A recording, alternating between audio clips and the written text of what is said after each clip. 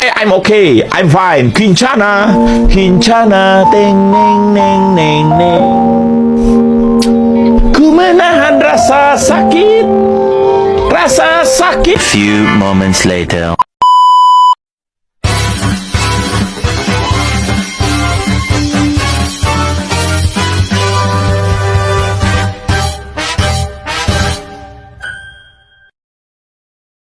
Assalamualaikum warahmatullahi wabarakatuh. Perkenalkan, nama saya Egil Yuhan Rizal, NIM 2211093019, kelas 2C D4 Trial.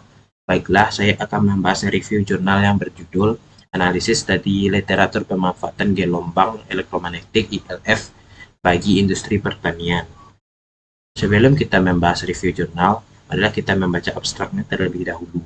Manfaat gelombang elektromagnetik sangat banyak, salah satunya dalam industri pertanian, di mana pada agraris dipakai guna menghambat kemajuan bakteri serta mendapatkan hasil buah yang mutu positif. Tata cara yang dipakai pada riset ini ialah via memakai review 10 artikel. Hasilnya dari riset merupakan informasi yang didapat, yakni intensitas medan magnet ILF frekuensi sangat rendah untuk setiap tanaman yang terkena perubahan waktu paparan yang berbeda.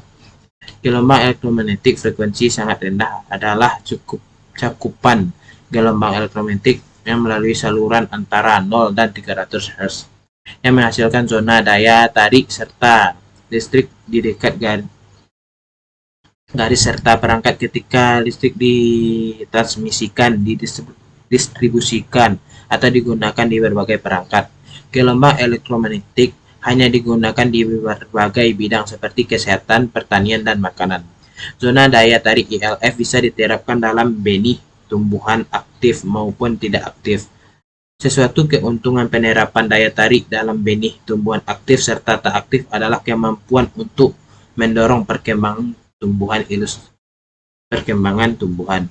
Ilustrasi sebagian benih tumbuhan aktif antara lain gandum, kacang-kacangan, jagung, serta sebagian tipe tumbuhan lainnya. Pendahuluan. Gelombang merupakan gejala perambatan gangguan pada suatu medan dalam hal tidak disertai dengan perubahan tempat yang tetap. Perambatan distraksi adalah perambatan energi. Tanpa disadari, perkembangan ilmu pengetahuan dan teknologi juga telah menekan penciptaan sarana pengiriman dan penerimaan instruksi tentang gelombang. Tanpa kita sadari, banyak makhluk hidup di bumi yang menggunakan gelombang, seperti sinar matahari, sinar getar, gelombang laut, kebisingan jalanan, hingga gelombang radio yang memancar dari seluruh penjuru dunia. Dengan cara lazim, gelombang dibedakan jadi dua, ialah gelombang elektromagnetik serta gelombang Montir. Yang tercantum dalam gelombang elektromagnetik merupakan gelombang cahaya, radio, televisi, radar, sinar inframerah, sinar ultraviolet, sinar X, serta sinar gamma. Yang tercantum gelombang Montir ialah gelombang suara, gelombang pada ikatan, gelombang di daratan air, serta sedang banyak lagi. Di era kini, ini tidak lepas dari kemajuan teknologi. Bermacam-macam gelombang elektromagnetik tidak bisa dijauhi. Kemajuan bermacam-macam teknologi pula tercantum pada gelombang elektromagnetik. Terdapat dua sumber gelombang elektromagnetik, yaitu alami serta buatan. Sumber alami gelombang elektromagnetik berbentuk spektrum elektromagnetik, yaitu sinar gamma, sinar matahari, sinar X, sinar ultraviolet, dan sinar inframerah,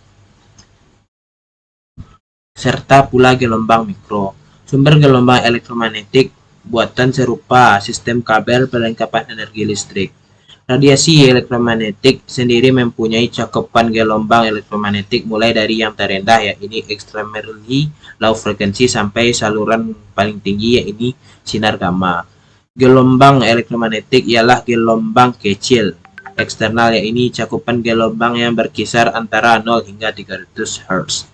Medan elektromagnetik merupakan campuran dari medan magnet serta medan listrik. Sumber utama area elektromagnetik merupakan generator listrik, pabrik,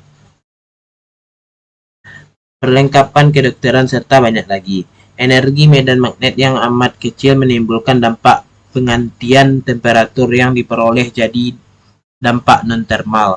Maksud tidak bisa menimbulkan penggantian temperatur di kala berhubungan dengan sistem bersamaan dengan kemajuan era. Pemakaian medan magnet gelombang amat kecil terus menjadi melonjak di bermacam aspek, salah satunya aspek pertanian. Bagi sebagian riset, medan magnet gelombang kecil yang ekstrim bisa mempengaruhi perkecambahan atau perkecambahan bibit, penciptaan watak, serta dimensi tumbuhan. Baiklah, kita akan mereview jurnal berikut. Yang pertama, resume jurnal. Jurnal ini berfokus pada manfaat dan efek gelombang elektromagnetik, terutama gelombang elektromagnetik frekuensi sangat rendah (ILF) di berbagai bidang, termasuk pertanian, kesehatan, dan makanan. Ini secara khusus membahas penggunaan medan magnet ILF dalam pertanian yang menyoroti potensi mereka untuk menghambat pertumbuhan bakteri dan mendorong perkembangan tanaman. Jurnal ini menyajikan temuan penelitian dan tentang efek medan magnet ILF pada tanaman yang berbeda seperti gandum, kacang-kacangan, dan jagung. Menunjukkan dampak positif pada tingkat perkecambahan dan kualitas bahan tanam. Ini mengeksplorasi kemampuan medan magnet untuk mengubah sifat fisik dan kimia air tanaman, memfasilitasi penyerapan yang lebih mudah oleh jaringan tanaman, dan mengurangi periode dormansi benih. Jurnal ini mencakup tinjauan 10 artikel yang memberikan gambaran komprehensif tentang intensitas medan magnet ILF untuk tanaman yang berbeda yang terpapar pada waktu pemaparan yang bervariasi. Yang kedua, kelebihan isi jurnal.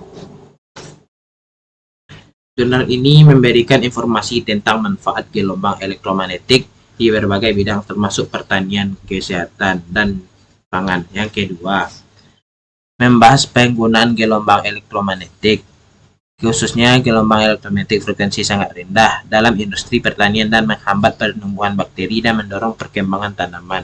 Yang ketiga, jurnal ini menyajikan temuan penelitian tentang efek medan magnet ILF pada tanaman yang berbeda termasuk gandum, kacang-kacangan, jagung, dan jenis tanaman lainnya, menyoroti potensi bahan berkualitas positif dan peningkatan tingkat perkecambahan. Yang keempat, menawarkan wawasan tentang kemampuan medan magnet untuk mengubah sifat fisik dan kimia air tanaman, memfasilitasi penyerapan yang lebih mudah oleh jaringan tanaman, dan memperpendek periode dimensi benih. Yang kelima, jurnal ini mencakup tujuan 10 artikel memberikan gambaran komprehensif tentang intensitas medan magnet ILF untuk tanaman yang berbeda yang terpapar pada waktu penerapan yang bervariasi. Yang ketiga, kekurangan isi jurnal. Sumber yang disediakan tidak secara khusus menyebutkan kerugian dari jurnal itu sendiri. Yang kedua, fokus sumber adalah pada manfaat dan efek gelombang elektromagnetik, terutama gelombang elektromagnetik frekuensi sangat rendah ILF di pertanian dan dampaknya pada pertumbuhan dan perkembangan tanaman. Yang ketiga, dengan demikian tidak ada informasi yang tersedia dalam sumber yang disediakan untuk mengatasi kerugian jurnal. Yang keempat, kesimpulan atau saran yang diajukan untuk jurnal yang direview. Kesimpulan, jurnal ini membahas pengaruh gelombang elektromagnetik pada struktur kristal pati, secara khusus berfokus pada efek radiasi gelombang mikro. Yang kedua, manfaat gelombang elektromagnetik, termasuk penggunaannya dalam pertanian dan sebagai alat perkecambahan. Yang ketiga, namun kesimpulan spesifik dari penelitian ini tidak disebutkan dalam sumber yang disediakan. Informasi lebih lanjut tentang dampak radiasi gelombang mikro pada kristal pati dan tanaman dan temuan keseluruhan penelitian akan diperlukan untuk memberikan kesimpulan yang komprehensif. Saran, jurnal ini memberikan analisis pengaruh gelombang elektromagnetik, khususnya radiasi gelombang mikro pada struktur kristal peti. Meskipun saran khusus dari jurnal tidak disebutkan dalam sumber yang disediakan, dapat disimpulkan bahwa penelitian ini menyoroti efek potensi radiasi gelombang mikro pada kristal peti. Yang ketiga, informasi lebih lanjut dari jurnal akan diperlukan untuk memberikan saran khusus tentang masalah ini. Yang keempat, disarankan untuk merujuk ke artikel jurnal lengkap untuk pemahaman komprehensif tentang temuan dan rekomendasi khusus yang diberikan oleh penulis. Sekian hasil dari review jurnal saya. Kalau ada kata yang salah, mohon dimaafkan. Wabillahi taufiq wal hidayah. Assalamualaikum warahmatullahi wabarakatuh. Bye.